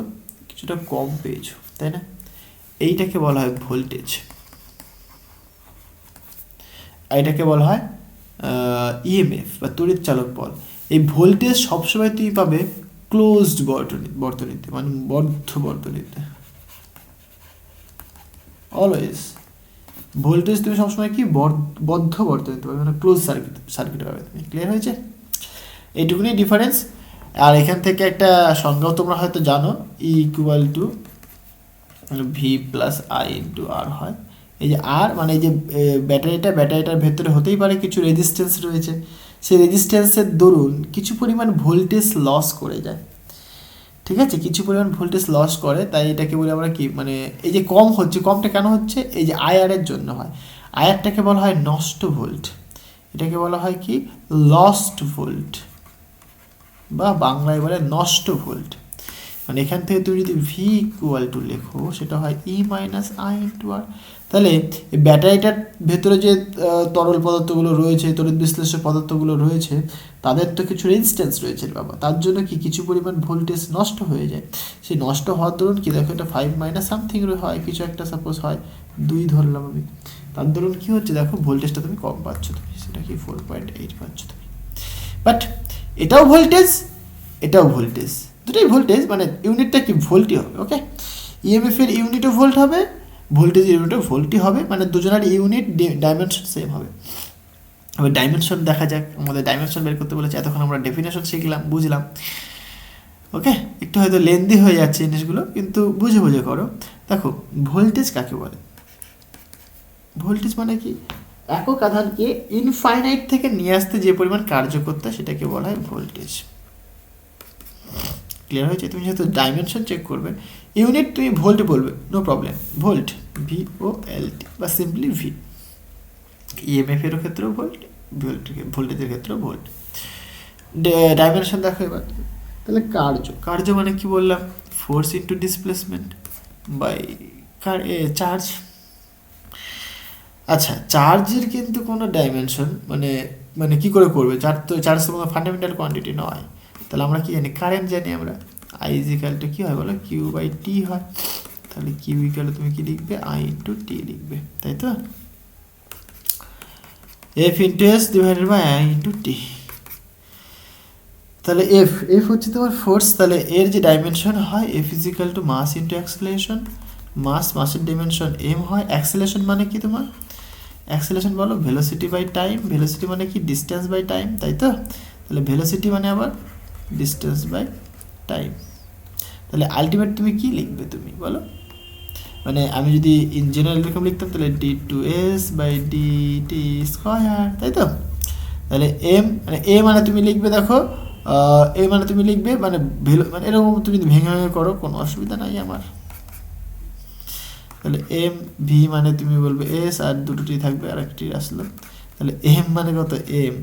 এস মানে এল, টি মানে t⁻², তাই না? এগুলো তোমরা জানো, তাও আমি ভেঙে ভেঙে দেখালাম তোমাদের সুবিধার্থে। হলো? তাহলে এখানে দেখো ফোর্স মানে তুমি লিখছো এম এল t⁻², এস মানে এল লিখবে, divided by I fundamental quantity, T is also fundamental quantity. তাহলে এখানে এম থাকছে, আইটা উপরে আসবে, সুতরাং i⁻⁻1 হচ্ছে, t⁻⁻2 আর আবার -1 মানে -3 হবে, আর এল স্কয়ার। এটা তোমার কি মানে ভোল্টেজ অথবা ইএমএফ, যা খুশি বলো তুমি, দুজনেরই ডিমেনশন।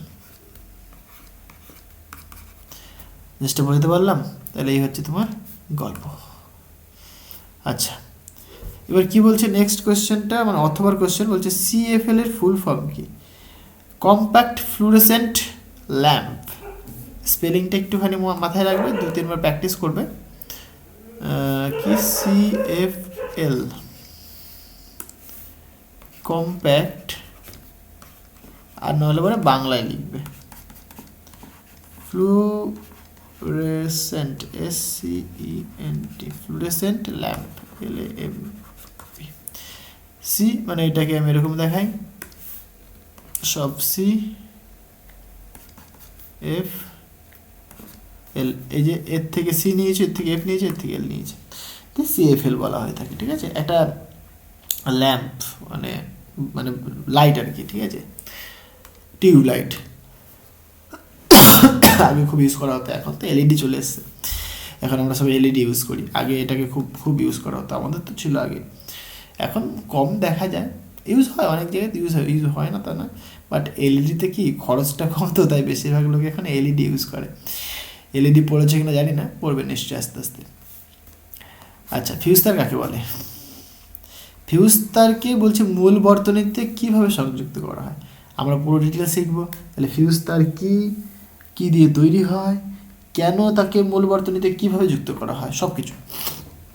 তাহলে ফিউজ তারটা কি আগে সেটা বোঝো। দেখো, ফিউজ তার হচ্ছে তোমার ফিউজ ওয়্যার।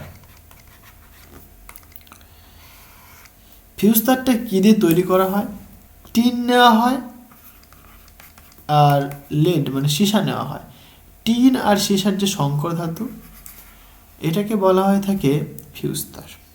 ওকে, এর যে ডেফিনেশন মানে বলছে এটা হচ্ছে তোমার গলনাঙ্কটা খুবই নিম্ন, মানে লো, কি বলে এটাকে, মানে গলনাঙ্ক খুবই নিম্ন গলনাঙ্ক, বাট উচ্চ রোধাঙ্ক মানে উচ্চ রোধ হয়, রেজিস্ট্যান্স হাই রেজিস্ট্যান্স থাকে, মানে লো মেল্টিং পয়েন্ট থাকে, লো মেল্টিং প্লাস হাই রেজিস্ট্যান্স। এবার এখান থেকে কী করে মনে রাখবো বুঝবো সব বলে দিচ্ছি, চাপ বলছে আমি তো বলে দিলাম সেট করে যে লো মেল্টিং থাকে, মানে যে সংকর ধাতুটা তৈরি করা হয় সেই ধাতুটার মেল্টিং পয়েন্টটা প্রচুর লো থাকে, বাট রেজিস্ট্যান্স প্রচুর হাই থাকে। দেখো কেন এরকম করা হয়েছে বা কেন এরকম হয় সেটা তুমি যদি একটুখানি বোঝো না, তাহলে তুমি বুঝতে পারো যে তাকে কীভাবে লাগাতে হবে আমাদের সার্কিটে। ঠিক আছে, আর কেনই বা লাগাতে হয় সার্কিট, তাই না? দেখো, ধরো সিম্পলি মনে করো তোমাদের বাড়িতে কারেন্ট আসছে। ওকে, এটা মেন লাইন থেকে কারেন্ট আসছে, এখানে তোমার ট্রান্সফরমার রয়েছে, এখানে ট্রান্সফরমার থেকে কারেন্ট আসছে, তোমার দুটো তার অবশ্যই লাগবে। এখন মানে যেহেতু সার্কিটটাকে ক্লোজ না করতে পারলে তো কারেন্ট ফ্লো করবে না, তাহলে একটা তার দিয়ে কারেন্ট যায় সেটাকে আমরা বলি লাইভ তার, আরেকটা তার দিয়ে কারেন্ট আসে ফেরত আসে সেটাকে বলি আমরা, আমি কালারগুলো সেরকমই রাখি তাহলে তোমার সুবিধা হয় বুঝতে। লাইফটা তারকে আমরা রেড কালার দিয়ে রিপ্রেজেন্ট করি, লাইফ ল এল, এল ফর লাল এরকম বলতে পারো তুমি। আর সাধারণত ব্লু কালার দিয়ে রিপ্রেজেন্ট করা হয়ে থাকে নিউট্রাল তারকে। ওকে, বুঝলাম।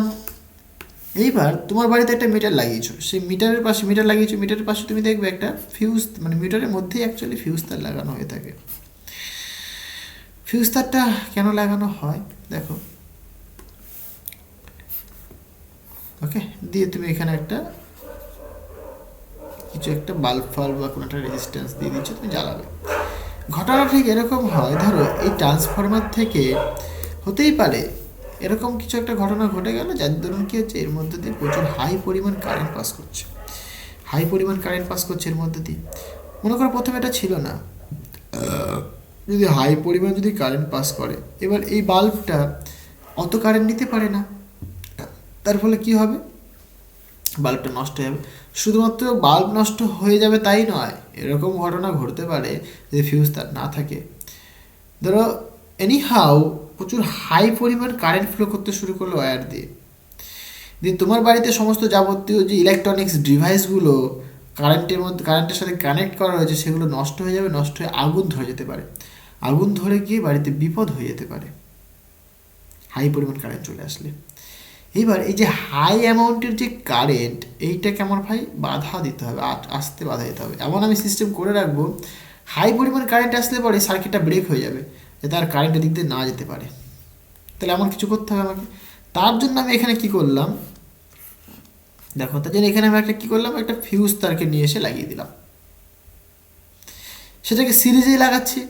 সিরিজে লাগালে কী সুবিধা হবে এখনই বুঝতে পারবে। তাহলে ধরো হাই পরিমাণ কারেন্ট আসলো, হাই পরিমাণ কারেন্ট আসলে কী হবে, ফিউজ তারের ধর্মই হচ্ছে তোমার বেশি বেশি পরিমাণে কারেন্ট আসলে পরে হাই কারেন্ট মানে কি, সেখানে বেশি হিট উৎপন্ন হবে, তাই না? কারণ হিটের ফর্মুলা তোমরা জানো, I²R/T/J। বেশি কারেন্ট মানে বেশি হিট, তাই তো? বেশি কারেন্ট মানে বেশি হিট। তাহলে বেশি হিট যদি পায়, বেশি হিট পেলো, তাহলে কি হবে? এটা গলে যাবে। কারণ কি? গলনাঙ্ক কম। কেন? গলনাঙ্ক দেখো যদি কম হয় মানে কি? গলনাঙ্ক কম হওয়ার অর্থ কি? ধরো কোনো একটা অবজেক্ট সে 3 ডিগ্রি সেলসিয়াসে গলে যায়, কথা বলছে, ধরো 30 ডিগ্রি সেলসিয়াসে গলে যায়, তার মানে কি 30 ডিগ্রি সেলসিয়াস টেম্পারেচার যদি তার কাছে নিয়ে যাওয়া হয়, সে গলে যাবে। যে গলনাঙ্ক বেশি, বেশি মানে ধরো কারো গলনাঙ্ক মনে করো 90 ডিগ্রি, তার মানে কি তাকে 30 ডিগ্রি টেম্পারেচার দিলেও সে গলবে না। যখন তাকে 90 ডিগ্রি বা তার থেকে বেশি টেম্পারেচার দেওয়া হবে, তারপরেই কিন্তু সে গলে যাবে। তাহলে জিনিসটা ক্লিয়ার হয়েছে? তাহলে ফিউজ তারে কি গলনাঙ্কটা কম হওয়া দরকার। কারণ কি? যদি বেশি কারেন্ট আসে তাহলে কি তারটাকে বেশি গরম করে দেবে। যদি বেশি গরম হয়ে যায় তার মানে কি গলনাঙ্কটা ক্রস করে যাবে, বা সেই গলনাঙ্ক যদি পৌঁছে যায় তাহলে কি সে পুরো মানে গলে যাবে, গলে গিয়ে কি তারটা কি ব্রেক হয়ে যাবে। এবার আরেকটা ইন্টারেস্টিং পয়েন্ট কি দেখো, এই রেজিস্ট্যান্স হাই। এবার এখন আমরা জানি কি রেজিস্ট্যান্স হাই হলে আবার হিট বেশি হবে। তাহলে দেখো আই হাই, সরি হ্যাঁ কারেন্ট হাই আসছে, আবার তারের রেজিস্ট্যান্স তুমি হাই করে দিয়েছো, তাহলে কি হিট বেশি হবে। এবার হিট যদি বেশি হয় তাহলে কি এটা ইজিলি গলে যাবে। হিট বেশি হলে কি ইজিলি গলে যাবে। তাহলে যদি গলে যায় তাহলে কি কোনো কারেন্ট আর যেতে পারবে না, গলে যাওয়া মানে কি সার্কিট ব্রেক করে দিল, আর কি হাই কারেন্টটা দিতে পাস করতে পারবে না, মানে এখানে সে থেমে গেল। বুঝতে পারলে? তাহলে কি হাই কারেন্ট আর দিতে যেতে পারলো না, দিয়ে আমার এই যে ভেতর ঘর বাড়িতে যে ইলেকট্রনিক্স ডিভাইসগুলো রয়েছে সেগুলো কি বেঁচে গেল। জিনিসটা কি বোঝাতে পারলাম? তাহলে এর জন্যই কিন্তু ফিউজ তারকে এমনভাবে তৈরি করা হয় যার ফলে কি তার মেল্টিং পয়েন্টটা লো থাকে এবং রেজিস্ট্যান্সটা প্রচুর হাই থাকে। এর জন্য আমরা বলি ফিউজ তারের ডেফিনেশনে low melting point and high resistance, এবং সেটা তৈরি করা যায় একমাত্র টিন অ্যান্ড লেয়ার দিয়ে। তুমি যে কোনো তার দিয়ে ফিউজ তার তৈরি করতে পারো না। অনেকে কী করে বলো তো, মানে ফিউজ তার জানে না তো, জাস্ট এমনি ওখানে তার লাগিয়ে দিয়ে দেয়, তামার তার লাগিয়ে দেয়। ওটা করে তো কোনো লাভ নেই, তোমাকে ফিউজ তারই লাগাতে হবে। ফিউজ তার দোকানে কিনতে পাওয়া যায়, অড হেল্প পাওয়া যায়, চাপ নেই। আশা করি জিনিসটা বোঝাতে পারলাম। আচ্ছা, নেক্সট কোয়েশ্চেন দেখো। হ্যাঁ, বলছে জাপানের হিরোশিমা শহরে যে পারমাণবিক বোমা ফেলা হয়েছিল সেটিতে কোন ধরনের তেজস্ক্রিয় বিক্রিয়া ঘটেছিল? দেখো, যে পারমাণবিক বোমাটা ফেলেছিল সেটা একটা নিউক্লিয়ার বিভাজন। বিভাজন মানে কি, না যে তেজস্ক্রিয় পদার্থ সেটাকে ফেলার ফলে কি হচ্ছে, সেটা আস্তে আস্তে আস্তে আস্তে আস্তে আস্তে মানে চেন রিয়াকশন করতে করতে করতে তো সেই রিয়াকশনটাকে আস্তে আস্তে বাড়াবে। সেখান থেকে যত রিয়াকশন হবে তত কি সেখান থেকে এনার্জি উৎপন্ন হবে, এনার্জি রিলিজ করবে। বুঝতে পারলে? তাই এটাকে বলি কি আমরা নিউক্লিয়ার বিভাজন বা ইংলিশে বলি আমরা নিউক্লিয়ার ফিশন। আর সূর্যের মধ্যে যে রিয়াকশনটা ঘটে চলেছে অল টাইম সেটা হচ্ছে তোমার কি নিউক্লিয়ার সংযোজন, মানে হাইড্রোজেন যুক্ত হয়ে হিলিয়াম উৎপন্ন করছে, ডয়ট্রিয়াম উৎপন্ন করছে, নানাবিধ জিনিস ঘটে চলেছে ওইখানটায়, মানে সেখানে সংযুক্ত হয়। সেটাকে বলা হয় নিউক্লিয় সংযোজন, নিউক্লিয়ার ফিউশন। ক্লিয়ার হয়েছে? এই জিনিসগুলো তোমাকে একটু জানতে হবে। 11 নম্বর কোশ্চেনটা কি বলছে? বলছে সত্য মিথ্যা যাচাই করো। বলছে ক্ষার, বলছে ধাতুগুলির অক্সাইডগুলি তীব্র ক্ষারীয় প্রকৃতি হয়। হ্যাঁ, মানে মানে যদি ধাতু হয়, ঠিক আছে, যদি ধাতু হয় তার যে অক্সাইডগুলো হবে সেগুলো কি তীব্র ক্ষারীয় প্রকৃতির হবে। কিন্তু যদি এটা অধাতু হতো তাহলে সেটা কি আম্লিক প্রকৃতি হতো। বুঝতে পারলে? তাহলে এই যে বক্তব্যটা দিয়েছে এটা সত্য, কিন্তু এখানে যদি অধাতু বলতো এবং বলতো অধাতুগুলির অক্সাইডগুলি তীব্র ক্ষারীয় প্রকৃতির হয় তাহলে ভুল হতো, কারণ অধাতু বললে সেটা কি আম্লিক হয়ে যেত। বুঝতে পারলে? আচ্ছা, নেক্সট কোয়েশ্চেন দেখো, 12 নম্বর কোয়েশ্চেনটা হচ্ছে পর্যায় সারণীর কোন শ্রেণীতে 3 প্রকারের ভৌত অবস্থার মৌল পাওয়া যায়? খুব ইন্টারেস্টিং কোয়েশ্চেনটা, বুঝতে হবে এটা কি বলছে। 3 প্রকারের ভৌত অবস্থা পাওয়া যায়। 3 প্রকারের ভৌত অবস্থা বলতে 3টে স্টেট অফ ম্যাটার, এক গ্যাস, লিকুইড অ্যান্ড সলিড। এই 3টে স্টেটই পাবো আমরা কোন পর্যায়ে? সেটা তোমরা জানো নিশ্চয়ই, সেটা হচ্ছে তোমার কি 17 নম্বর পর্যায়ে। তুমি যদি 17 নম্বর পর্যায়ে দেখো তুমি সেখানে কি কি পাও তুমি, ফ্লোরিন, ক্লোরিন, ব্রোমিন, আয়োডিন। তোমরা নিশ্চয়ই জানো এই ফ্লোরিন এবং ক্লোরিন এরা হচ্ছে তোমার কি গ্যাস, ব্রোমিন এটা তোমার লিকুইড, দেখা যাচ্ছে কিনা যায় না, এটা লিকুইড, ওকে। আর হচ্ছে তোমার আয়োডিন, মানে বুঝতে পারছো, সলিড, সলিড, ওকে। তাহলে 17 নম্বর যে শ্রেণী, সেই 17 নম্বর শ্রেণীতে কিন্তু মানে 3টে স্টেট আমরা একসাথে পাই। এরকম প্রশ্নটা উল্টে ঘুরিয়ে করতেই পারে যে কোন পর্যায়ে 3 প্রকারের ভৌত অবস্থার মৌল পাওয়া যায়, সেটা তোমার হয় 4 নম্বর, ঠিক আছে। তুমি যদি পিরিয়ডিক টেবিল ভালো করে অবজার্ভ করো, তুমি দেখতে পারবে যে 4 নম্বর যে পর্যায়টা রয়েছে, সেই 4 নম্বর পর্যায়ে প্রথমের দিকে থাকে ধাতু, এদিকেগুলো ধাতু থাকে, ব্রোমিনটা 4 নম্বর পর্যায়ে পড়ে, ঠিক আছে। এটা লিকুইড হলো, তাহলে ধাতু হয়ে গেছে, মানে এটা সলিড হয়ে গেছে, প্লাস তাহলে ব্রোমিন হলো লিকুইড। দিয়ে 18 নম্বর যে শ্রেণী, 18 নম্বর শ্রেণীতে তোমার কি সবগুলোই তোমার ওই হিলিয়াম, আর্গন ফার্গন যেগুলো রয়েছে, হ্যাঁ, মানে নোবেল গ্যাস, সেগুলো সব গ্যাস। তাহলে এটা লিকুইড, এটা তোমার সলিড। তাহলে কি বুঝতে পারলে, তাহলে 4 নম্বর পর্যায়ে তুমি সলিড, লিকুইড, গ্যাস 3টেই পেতে পারো, ওকে। তাহলে 17 নম্বর শ্রেণী এবং 4 নম্বর পর্যায়, আশা করি জিনিসটা মনে থাকবে, ওকে। নেক্সট কোশ্চেনটা দেখো, বলছে হাইড্রোলিথ যৌগটি সমযোজী না তড়িৎযোজী। তাহলে হাইড্রোলিথ যে যৌগ সেটা তোমাকে বুঝতে হবে।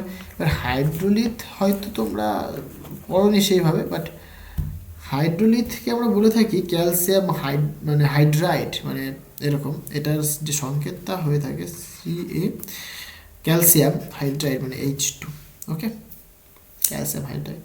এবার এটাকে যদি তুমি ভাঙো, তুমি দেখতে পাবে এখানে ক্যালসিয়াম আয়ন পাবে, এখানে হাইড্রোজেন আয়ন পাবে তুমি, ওকে। বাট সেখানে কি হয় দেখো, এই যে ক্যালসিয়াম দিস ইজ ধাতু, আর হাইড্রোজেন যে আয়ন পাবে তুমি সেটা কি অধাতু। তাহলে ধাতু আর অধাতু তাদের মিলনে কি উৎপন্ন হয়, তড়িৎযোজী।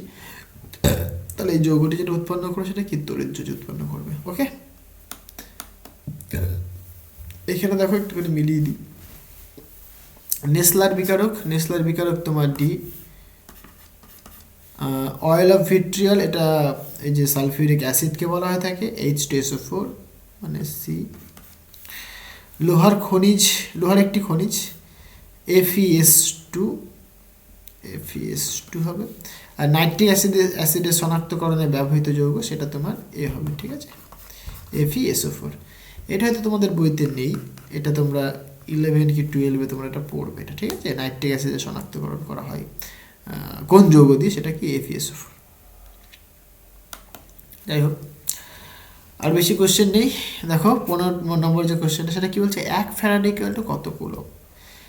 ফ্যারাডে ইকুয়াল টু কত কুলম্ব, তাই না, ইন্টারেস্টিং ব্যাপার। আমরা তো চার্জের একক পড়েছিলাম coulomb, stat coulomb, Faraday. Actually Faraday চার্জের একক নয়, বাট জিনিসটা কেমন একটুখানি বলি আমি। দেখো, মানে তোমরা নিশ্চয়ই এখনো পড়োনি ক্যাপাসিটার, এখনো তোমরা পড়োনি। ক্যাপাসিটার মানে কি, যেখানে চার্জ আমরা স্টোর করতে পারি, সঞ্চয় করতে পারি চার্জকে।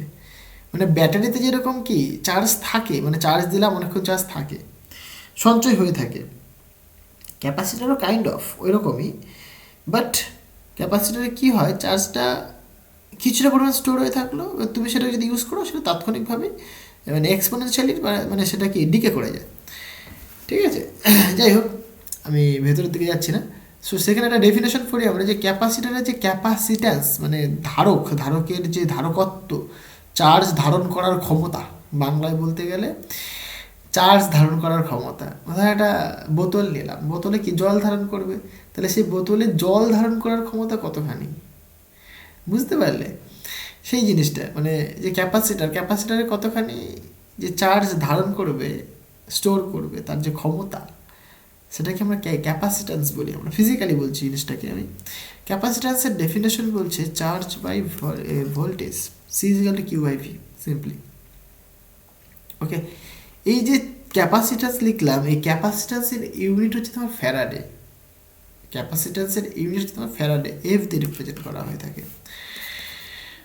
আর চার্জ ইউনিট তুমি কুলম দিয়ে লিখে থাকো। এবার হচ্ছে তুমি বলছো 1 ফ্যারাডে ইকুয়াল টু কত কুলম, বুঝলাম 1 ফ্যারাডে ইকুয়াল টু কত কুলম, তাই তো।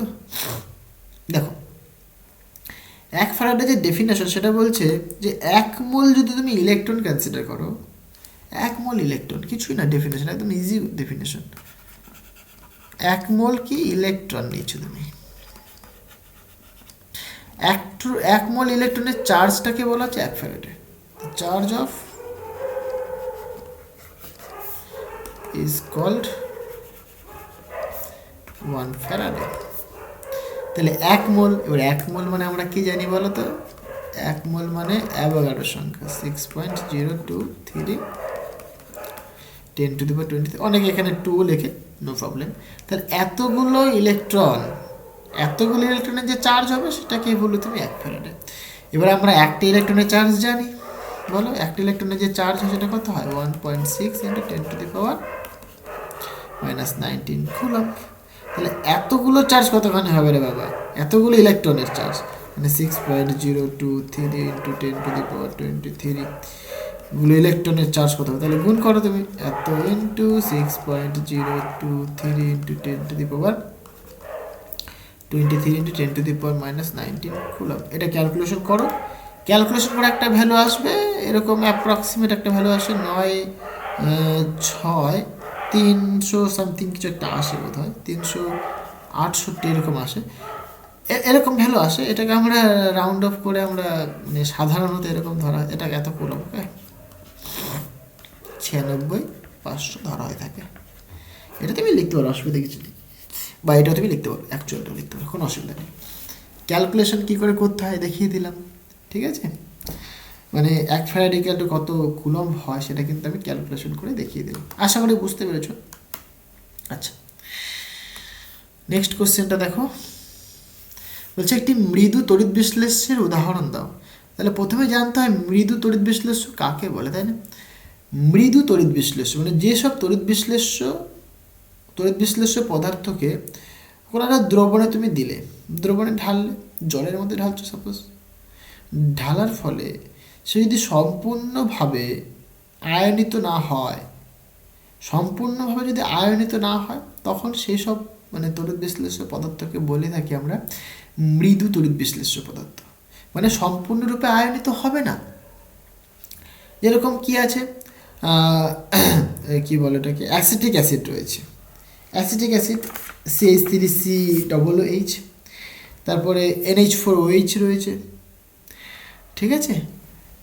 তাহলে এটা বলতে পারো তুমি NH4OH আছে, অ্যাসিটিক CH3COOH এটা রয়েছে। মানে এদেরকে যদি কোনো দ্রবণে দাও তুমি, সেটা কি সম্পূর্ণরূপে আয়নিত হবে না, তাদেরকেই বলে আমরা মৃদু তড়িৎ বিশ্লেষ্য পদার্থ। আর একটা ইন্টারেস্টিং পয়েন্ট মনে রাখো মৃদু তড়িৎ বিশ্লেষ্য পদার্থের ক্ষেত্রে, যে অ্যাসিড বা ক্ষার তারা কি দুর্বল হয়ে থাকে, মানে অ্যাসিড বা ক্ষার দুজনেই কি প্রচুর দুর্বল অ্যাসিড এবং দুর্বল ক্ষার হয়। ক্লিয়ার হয়েছে? আচ্ছা, এটা হচ্ছে দাঁতের চিকিৎসায় কোন ধাতুর সংকর ব্যবহার করা হয়, এই কি বলে এটাকে, এজি মানে রূপো, আর পারদ মানে এরকম বলা, সিলভার অ্যামালগাম এরকম কিছু বলা হয়ে থাকে, ঠিক আছে, সিলভার অ্যামালগাম, বা এরকমভাবে তুমি লিখতে পারো AG/H, রূপো মানে রূপো, সিলভার আর পারদ, এদের যে সংকর ধাতু সেটাকে ইউজ করা হয় দাঁতের চিকিৎসাতে। ওকে, আচ্ছা, অ্যালকাইন শ্রেণীর যৌগের সাধারণ সংকেত কি হয়? সাধারণত এটা দেখো, তাহলে দেখো যেটা হয় বেসিক্যালি, অ্যালকাইন বলেছে তো, একদম পুরো বেসিকটা দেখে নাও। প্রথমে হয় অ্যালকাইন। একটা জিনিস বুঝলে তুমি বুঝতে পারবে, ধরো CnH2n+2, এটাকে বলে অ্যালকেন। ওকে, 2 কমাও এবার তুমি এটা থেকে, CnH2n +2 ছিল -2 করলাম, মানে 2 কেটে গেল। এটা করলে অ্যালকিন, কিন, ওকে। এর থেকে তুমি 2 কমাও, তাহলে তুমি CnH2n -2 অ্যালকাইন হয়ে গেল। এটা কি আমাদের অ্যালকাইন হয়ে গেল। তাহলে অ্যালকাইনের সংকেত এটা তুমি পেয়ে গেলে অ্যালকেন, অ্যালকিন, অ্যালকাইন। ক্লিয়ার হয়ে যায়? 2 কমাতে কমাতে আসবে, তাহলে তোমার আনসার হয়ে যাবে অ্যালকাইন। এবার বলেছে কি দেখো, একটি সর্বাপেক্ষা ক্ষুদ্র অ্যালকাইনের উদাহরণ দাও। সর্বাপেক্ষা ক্ষুদ্র, এদের ক্ষেত্রে মানে 1 হয়, মানে এর ক্ষেত্রে 1 হয় এর ভ্যালুটা, আর এর ক্ষেত্রে 2 থেকে স্টার্ট হয়। তাহলে পরে এন এর মান যদি তুমি 2 পুট করো তাহলে C2 লিখবে, আর এইচ এর ক্ষেত্রে তুমি লিখবে 2, 4 মানে 2, তাহলে এইটা C2H2 তোমার হচ্ছে কি সর্বাপেক্ষা ক্ষুদ্র অ্যালকাইনের একটা উদাহরণ। ওকে, আচ্ছা নেক্সট কোশ্চেন দেখো, বলছে CH3CO CH2 CH3 যৌগটির IUPAC নামকরণ করো। অনেকটা বড়, তোমাদের হয়তো সিলেবাসে নেই এত বড়, মানে এই 4টে কার্বনের কিন্তু থাকবে না আশা করি, বাট এটা একটু দেখে নাও, অসুবিধা কিছু নেই। CH3 ঠান্ডা লেগে গেছে, সরি। তো CH3CO CH2 ছিল, CH3 ছিল, রাইট। কতগুলো কার্বন রয়েছে দেখো, 1, 2, 3, 4টে। এটা যেহেতু কার্যকরী মূলক যৌগ এটা, তাই আমরা কি এই বাদিক থেকে, মানে যদি এটা কাছে রয়েছে তাই আমি বাদিক থেকে স্টার্ট করলাম। তো 4টে রয়েছে, 4টে থাকলে কি লিখি আমরা, বিউট লিখি, আমরা বিউট লিখলাম প্লাস। এবার দেখো এখানে বন্ধন আমি দেখার চেষ্টা করবো। এখানে বন্ধন কি বলে দিয়েছে, ডবল বন্ধন বা ট্রিপল বন্ধন কিছু বলেনি। যদি কিছু না বলে দেয় তাহলে তুমি মানে মনে রাখবে সেটা কি একটা বন্ধন রয়েছে। যদি একটা বন্ধন থাকে তাহলে সেটা হয় আন, ওকে। প্লাস এইখানে দেখো এই যে কার্যকরী মূলক যে যৌগটা রয়েছে সেটা কোথায় রয়েছে, 2 নম্বর কার্বনে রয়েছে। তাহলে এখানে তুমি লিখবে 2+, ঠিক আছে। 2+, এখানে কি হবে, এটা যেহেতু 2 নম্বর রয়েছে তাহলে 2 ওন হবে, ঠিক আছে, 2 ওন এটা। তাহলে এটাকে যদি আমরা এক চান্সে লিখি সেটা কি লিখবো, বিউটান 2 ওন। এখানে অবশ্যই মাথায় রাখবে যেহেতু এখানে একটা নাম্বার চলে এসছে, নাম্বার আসলে কিন্তু হাইফেন দিতে হবে, ওকে। এটা একটু মাথায় রাখবে। অনেকে হাইপেন ছাড়াও, মানে হাইপেন বলতে 2 ছাড়াও লেখা হয়ে থাকে, কোনো অসুবিধা নেই। তাহলে বিউটান অন বলতে পারো তুমি, অথবা বিউটান 2 অন, হ্যাঁ, দুটোই হবে, বাট এটা লেখাটা বেটার। যাই হোক, নেক্সট কোয়েশ্চেনটা দেখো, বলছে রেকটিফাইড স্পিরিট কাকে বলে, মানে কি রেকটিফাইড স্পিরিট মানে ইথানল আর জলের যে একটা সংমিশ্রণ সেটা। রেকটিফাইড স্পিরিট তখনই হবে যেখানে ইথানলের মানে মানটা বেশি থাকে, অ্যাকচুয়ালি অ্যাপ্রক্সিমেট 95.6% ইথানল দেওয়া হয়ে থাকে, প্লাস 4.4% জল দেওয়া হয়ে থাকে। এদের সংস্পর্শে তৈরি হয়ে যায় স্পিরিট। ক্লিয়ার হয়েছে? এই হচ্ছে তোমার আনসার। তাহলে এইভাবে তোমাকে প্রবলেমগুলো সলভ করতে হবে, ওকে। তো প্রত্যেকটা জিনিসের বেসিক কনসেপ্টগুলো আমি বলার চেষ্টা করলাম। তোমাদের যদি ভিডিওটা ভালো লাগে তবে অবশ্যই একটা লাইক করে দিও, আর তোমার বন্ধুদের সাথে শেয়ার করো, অনেক অনেক বেশি করে শেয়ার করো। আর চ্যানেলে নতুন হয়ে থাকলে অবশ্যই সাবস্ক্রাইব করে দিও। তো দেখা হচ্ছে নেক্সট ভিডিওতে। So thank you.